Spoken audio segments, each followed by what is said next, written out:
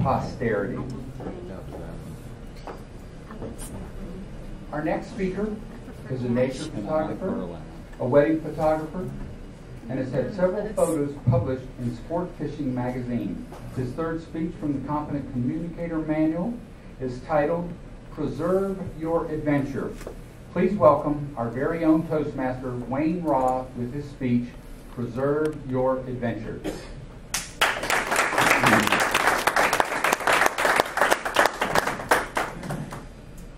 It was a beautiful morning. The calm breeze carrying the salty air was about 82 degrees.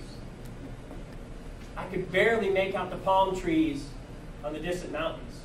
The ocean was flat. It was very warm and turquoise blue.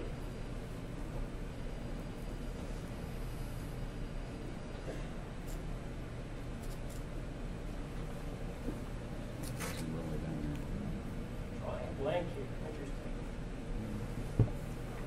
The ballyhoo, with the pink and chartreuse skirt, had been skipping behind the boat for only a short period of time before the black bill and the dorsal fin broke the surface, slashing at the bait, knocking it out of the outrigger clip.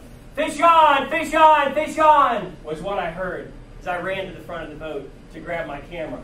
I only had seconds before the line was going to start screaming off the reel and the aerial acrobatics of the Pacific sailfish would begin. Madam Toastmasters, fellow Toastmasters, honored guests, my goal here today is to inspire you to take pictures once again. I'm going to share with you some of my own adventures with my camera and some practical tips to get you to blow the dust off your camera, take some beautiful pictures, and preserve your adventure. I took many amazing pictures in Costa Rica that year, and this was one of them. This is of the Pacific sailfish that I described earlier.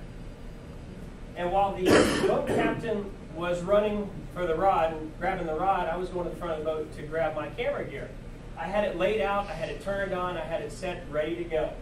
I also had it set at 1/1000th of a shutter speed. That's a little tip for you there. When taking action photography, you want to have your shutter speed set at least 1/1000th of a second or faster. This way you can capture the image, freeze it, and it won't be soft or slightly blurry.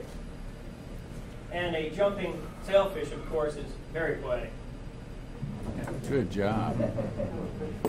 It was very cold this January morning. I was out in the airboat on the St. Johns River, and I was taking a picture of the sunrise. But the sun really wasn't cooperating, the clouds weren't there, and the subject just wasn't what I wanted to do. So I started looking around, and sure enough, I saw this dragonfly shivering on the top of a reed, trying to warm himself up from the sun. So I positioned myself, moved around, got the sun behind the dragonfly, silhouetted the dragonfly, and was able to capture the picture. So what I want to convey to you with this one is just because your subject isn't cooperating, the sunrise, look around.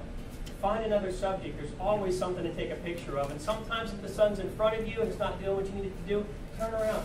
Behind you, the clouds might be lighting up. Now, as far as my camera gear is concerned, I have the camera body. That's a bazooka. That's a weapon. And a camera bag. Some people tell me that I'm compensating for something. Well, I am. This bag is heavy. I need something heavy on this side to balance me out. Duh. That's what I tell them, you know. But seriously, the camera lens is very important. A lot of people ask me, what do I spend my money on? Do I spend it on the body or the lens? I always tell them, spend as much money as you can afford on the lens, on the glass. This will stand the test of time and it retains its value. The body itself, those keep going outdated basically as soon as you buy them. I've gone through 4 bodies with the same lens. Another tip is people always ask me, when do I take the vertical shot? Well, take it right after the horizontal. That way you've got both of them. You can take them back to your computer, compare them, and pick out which one actually works. With these next few pictures, I want to kind of share with you how you can look at an image that you took 5 years ago, and it just brings you back to the point and brings back memories of what you were doing when you were actually there.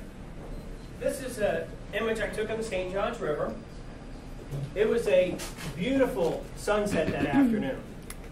And as I was there taking the picture, I noticed something was missing. I had the sunset in the background, I had the airboat in the foreground, and something was missing. The human element was missing. So I went ahead, set the tripod up, put the camera on, I set the timer, I ran back and forth about 30 times until I finally nailed the shot. This other image here, this is of a trip that I took on Labor Day about 5 years ago with my brother and my dad.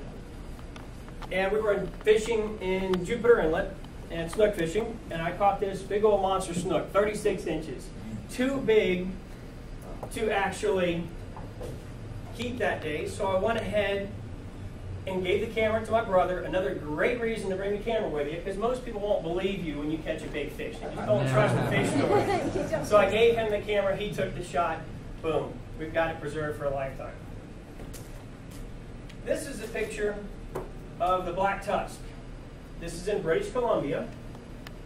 I saw this when I was on a snow skiing trip to Whistler. And after I got down from the mountain snow skiing, I said, I have got to take this picture. So the next morning, I loaded up my backpack, my camera gear, the tripod, everything I had. I had to sit sideways on the chairlift to get to the top of the mountain. I had to keep from falling off, and when I got there, I was really rewarded. I took an incredible picture. It was beautiful, and I'm really proud of it. And when do you take that vertical picture? How about right after you take the horizontal? So now that I've shared with you some of my life's adventures, some of my stories, I want you to remember to bring your camera with you. Live life to its fullest and preserve your adventure. Madam Toastmaster. Madam.